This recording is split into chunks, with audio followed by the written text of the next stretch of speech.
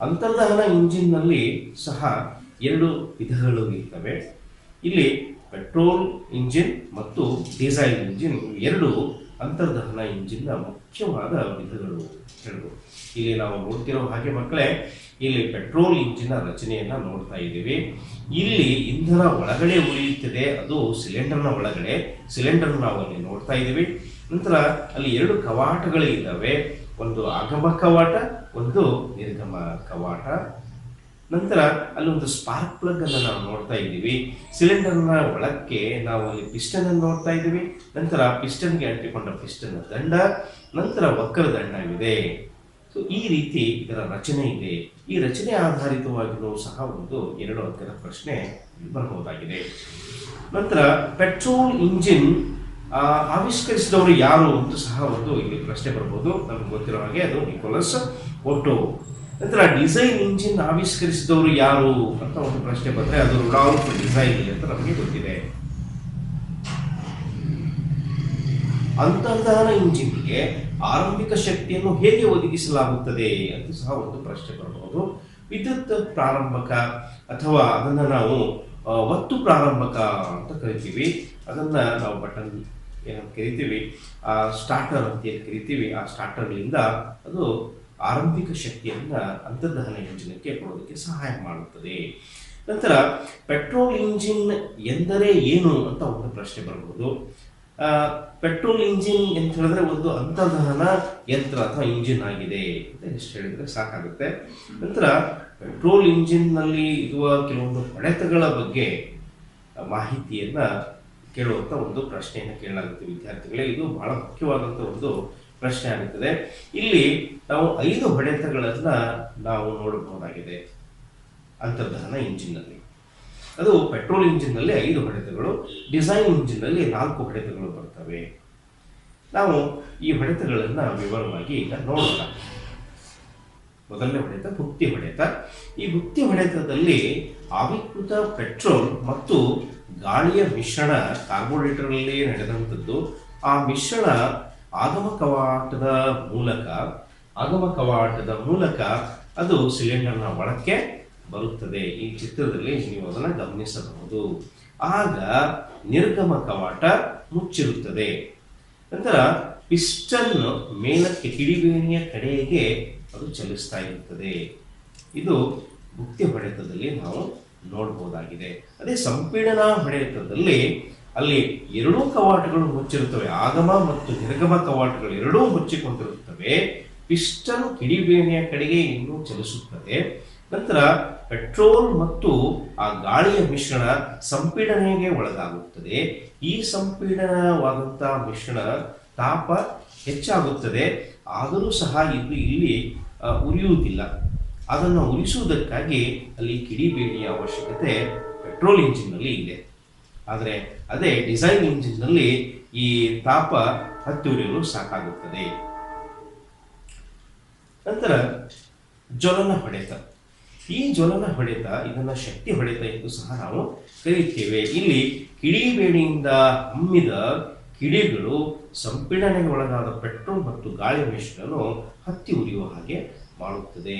ಈ ಹೊಡೆತವು diesel engine ನಲ್ಲಿ ಇರುವುದಿಲ್ಲ. ಅದಕ್ಕೆ ಅಲ್ಲಿ 4 ಹೊಡೆತಗಳು ಮಾತ್ರ ಇರುತ್ತವೆ. ವ್ಯಾಕೋಚಕ ಹೊಡೆತ. ಪೆಟ್ರೋಲ್ ಅತಿ ವೇಗವಾಗಿ ಉರಿದು ದಹಿಸಿ ಉಷ್ಣ ಬಿಡುಗಡೆಯಾಗುತ್ತದೆ. ದಹನ ಕ್ರಿಯೆಯಲ್ಲಿ ಉತ್ಪತ್ತಿಯಾದಂತಹ ಕಾರ್ಬನ್ ಡೈಆಕ್ಸೈಡ್, ಕಾರ್ಬನ್ ಮೊನಾಕ್ಸೈಡ್ ಮತ್ತು ನೀರಾವಿ ಮತ್ತು ಕೆಲವೊಂದು ಕಾರ್ಬನ್ನ ಕಣಗಳು ಇವು ಆ ನಿರ್ಗಮ ಕವಾಟದಿಂದ ಒಂದು ಇಂಜಿನ್ನ ಹೊರಗಡೆ ಹೋಗುತ್ತದೆ. ಸೊ ಇವು ಎಲ್ಲವೂ ಅನಿಲಗಳಲ್ಲಿ ಉತ್ಪತ್ತಿ ಆಗಿರುತ್ತದೆ. ಒಂದು ಹೆಚ್ಚು ಬಲದಿಂದ ಅಲ್ಲಿ ಆ ಪಿಸ್ಟನ್ ಅನ್ನ ಕೆಳಗಡೆಗೆ ತಳ್ಳುತ್ತದೆ. ಇದು ವ್ಯಾಕೋಚಕ ಹೊಡೆತದಲ್ಲಿ ನಡೆಯುತ್ತೆ. ನಂತರ ನಿಷ್ಕಾಸ ಹೊಡೆತದಲ್ಲಿ ನಿಷ್ಕಾಸ ಅನಿಲಗಳು ಹೊರಗಡೆ ಹೋಗ್ತವೆ. ಅದಕ್ಕೆ ಕಾರಣ ಅಲ್ಲಿ ಇರ್ತಕ್ಕಂಥ ನಿರ್ಗಮ ಕವಾಟ ಅಲ್ಲಿ ತೆರೆದುಕೊಳ್ಳುತ್ತದೆ. ಅದರ ಮೂಲಕ ನಿಷ್ಕಾಸ ಅನಿಲಗಳು ಹೊರಗೆ ಹೋಗ್ತವೆ.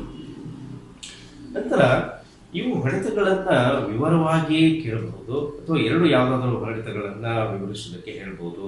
ಒಂದು ಮುಖ್ಯವಾದಂಥ ಪ್ರಶ್ನೆ ಬರಬಹುದು ಅಂತ ಹೇಳಿದ್ರೆ, ಪೆಟ್ರೋಲ್ ಇಂಜಿನ್ ಮತ್ತು ಡಿಸೈಲ್ ಇಂಜಿನ್ ಇರುವ ವ್ಯತ್ಯಾಸಗಳನ್ನು ತಿಳಿಸಿ ಅಂತ ಇಲ್ಲಿ ಪ್ರಶ್ನೆ ಬರಬಹುದು. ಇಲ್ಲಿ ವ್ಯತ್ಯಾಸಗಳು ಇಲ್ಲಿ ನಾವು ಕಂಡು ಬರ್ತಾ ಇದ್ದೇವೆ. ಅಲ್ಲಿ ಏನು ಅಂತಂದ್ರೆ ಪೆಟ್ರೋಲ್ ಇಂಜಿನ್ ಮತ್ತು ಡೀಸೆಲ್ ಇಂಜಿನ್ ವ್ಯತ್ಯಾಸಗಳನ್ನು ನೋಡ್ತಾ ಇದ್ದೀವಿ. ಇಂಧನ ಮಿಶ್ರಣವು ಸಂಪೀಡನೆಗೆ ಇಲ್ಲಿ ಒಳಗಾಗುತ್ತದೆ ಪೆಟ್ರೋಲ್ ಇಂಜಿನ್ ನಲ್ಲಿ. ಅದೇ ಡೀಸೆಲ್ ಇಂಜಿನ್ ನಲ್ಲಿ ಶುದ್ಧವಾದ ವಾಯುವು ಸಂಪೀಡನೆಗೆ ಒಳಗಾಗುತ್ತದೆ.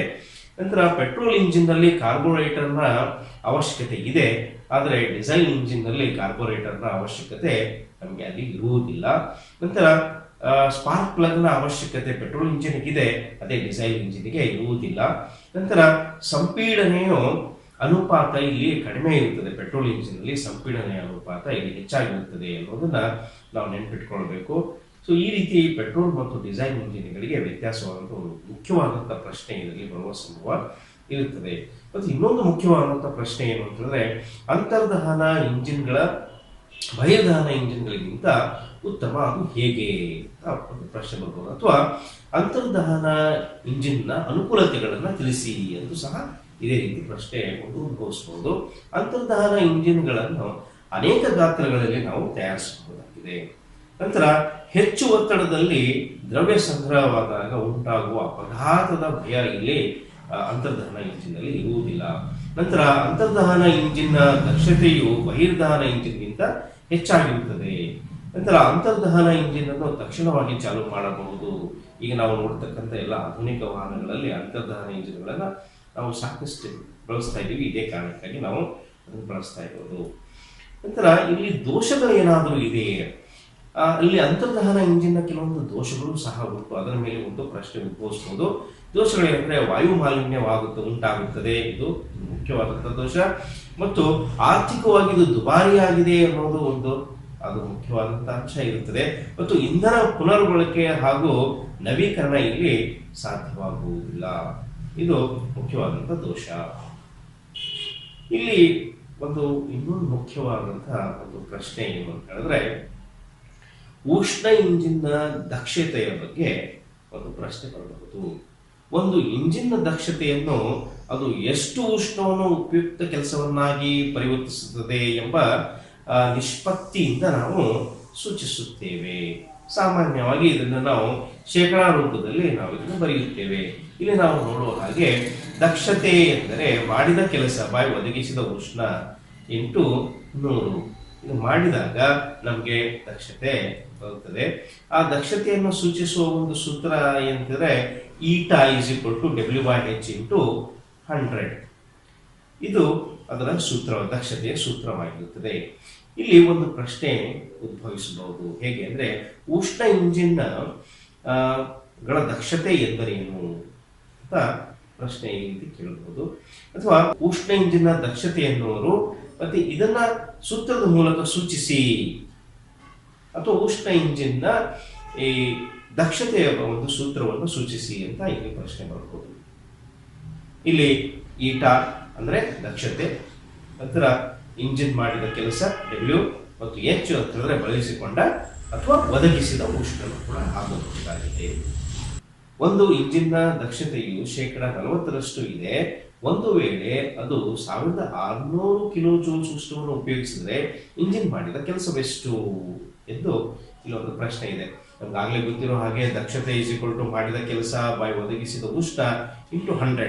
ಇಲ್ಲಿ ದಕ್ಷತೆ ಎಷ್ಟಿದೆ? 40% ಇದೆ. ಮಾಡಿದ ಕೆಲಸ ಬೈ ಅಲ್ಲಿ ಬಳಸಿಕೊಂಡ ಉಷ್ಣ ಎಷ್ಟಿದೆ ಅಂತ ಹೇಳಿದ್ರೆ 1600 ಇದೆ ಇಂಟು 100. ಸೊ ಹಾಗಾದ್ರೆ ನಮಗೆ ಮಾಡಿದ ಕೆಲಸ ಏನ್ ಬರುತ್ತೆ ಅಂತ ಹೇಳಿದ್ರೆ 40 ಇಂಟು 1600 ಡಿವೈಡೆಡ್ ಬೈ 100. ಅಲ್ಲಿ 40 ಇಂಟು 16 ಬರುತ್ತೆ. ಅದು ಮಾಡಿದ ಕೆಲಸ 640 ಜೌಲ್ಸ್ ಅಂತ ಉತ್ತರ ನಮಗೆ ಇಲ್ಲಿ ಸಿಗುತ್ತದೆ. ಇಲ್ಲಿ ನಾವು ಉಷ್ಣ ಇಂಜಿನ್ ಅಲ್ಲಿ ಬರ್ತಕ್ಕಂಥ ಮುಖ್ಯವಾದಂಥ ಪ್ರಶ್ನೆ ಹಾಗೂ ಕೆಲವು ವಿವರಗಳನ್ನು ನೋಡಿದ್ದೀವಿ. ನಿಮಗೆ ಪರೀಕ್ಷೆಗೆ ಶುಭವಾಗಲಿ ಅಂತ ಹೇಳ್ತಾ ನನ್ನ ಪಾಠವನ್ನು ಇಲ್ಲಿ ನಾನು ತಿಳಿಸ್ತಾ ಇದ್ದೇನೆ. ಧನ್ಯವಾದಗಳು.